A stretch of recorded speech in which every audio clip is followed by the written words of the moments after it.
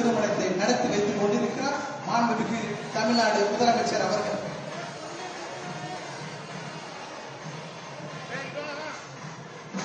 மணமக்கள் வாழ்க, மணமக்கள் வாழ்க, மணமக்கள் வாழ்க, மணமக்கள் வாழ்க, மணமக்கள் வாழ்க, மணமக்கள் வாழ்க, மணமக்கள் வாழ்க, மணமக்கள் வாழ்க, மணமக்கள் வாழ்க, மணமக்கள் வாழ்க, மணமக்கள் வாழ்க, மணமக்கள் வாழ்க, மணமக்கள்